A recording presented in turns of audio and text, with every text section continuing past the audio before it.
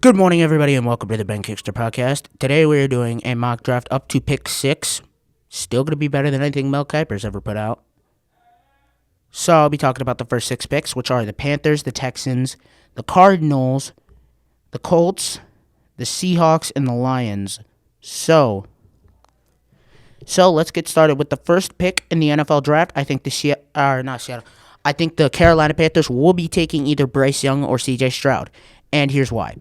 Here's the thing. Both of these two are phenomenal players who went to Alabama and Ohio State respectively. They're both great options at the quarterback position, but I'm leaning more towards Stroud because he seems more polished. He has the higher floor compared to Bryce Young, who only stands 5'10", 194, and he reminds me of, you guessed it, Kyler Murray stature-wise.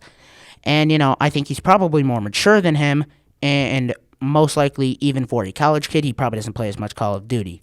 All jokes aside, I think Stroud, who I've watched more of, because as he is in the Big Ten, while Young is in the SEC, respectively, I think Stroud's valiant effort that almost upset the eventual national champion Georgia impressed me more than Stroud's performance in the national championship. So, in my opinion, Stroud would be the pick here. At number 2, I think Houston will select whoever is left between C.J. Stroud and Bryce Young. There is no question about that. So I think that's...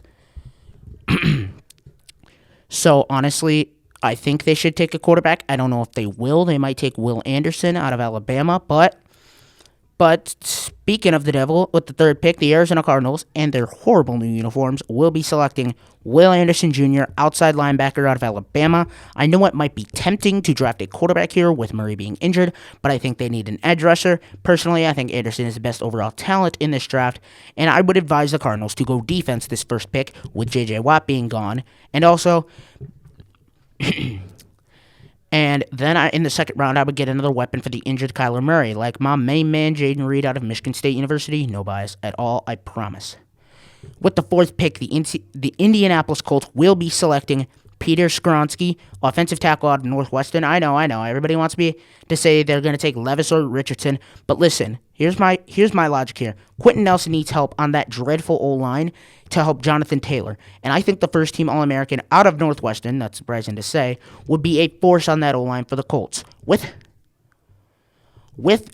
the fourth pick in the NFL draft, the Seattle Seahawks will select Tyree Wilson, edge rusher out of Texas Tech.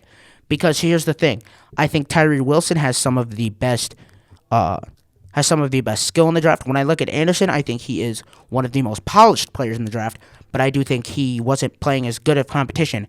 When I saw most of his highlights, which I'll be showing on the screen, I don't see him beating double teams a lot. I see him beating people from Vanderbilt or the other punching bag. Hold on, give me a second.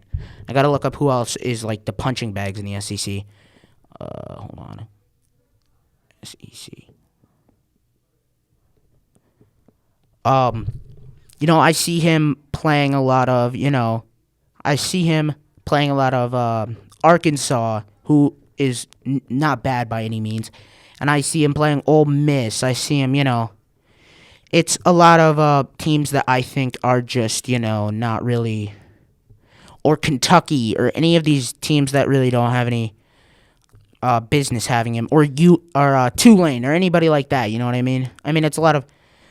Not to be fair, he does play Tennessee. He did play Tennessee. He played Georgia, which they are very good programs. But I didn't see a lot of him against those elite kind of talent. With Tyree Wilson, I saw him in the Big 12 playing Oklahoma, beating double teams. Like it obviously wasn't as good as competition, but also he's also beating double teams where the defense is solely focused on him. So it's almost like a pick your poison kind of thing. Do you want the guy who's more polished or the guy with the higher ceiling? And that's my 2 cents about it. With the pick and this gives me my favorite here it comes, the Detroit Lions.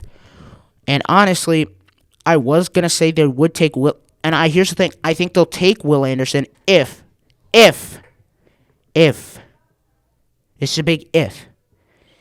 If they want to... if he slides down, all right? If he slides down, but I don't think he will. So honestly, I could see the Lions going a lot of other places with this, but honestly, I think they could either go, if they wanted to go receiver, they could go Quentin Johnston out of TCU. But I think they, honest to God, I think they need a, what's his name? They need a corner, so they're going to take Devin Witherspoon out of Illinois. And I know everybody's going to say, oh, he's not, he's not really, I think he's the best fit for the Lions. He's a dynamic talent who can play either outside or the slot. He has a knack for finding the ball, having 3 interceptions in 2022. Witherspoon isn't afraid to get involved in stopping the run. He's got a willingness to go in tight spaces. I've seen a lot of this guy, and I really like him. And I think it's very appealing to Campbell and company.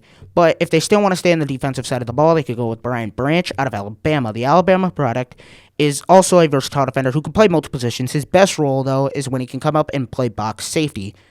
And I think he has solid coverage ability, in my opinion, which can make him assist in multiple ways. However, his ability to fill run lanes is very uncommon. It sets him apart from the rest of the safeties in this class. And I think they need the effort against the run with Deshaun Elliott heading over to Miami, and he would be filled with a similar skill set.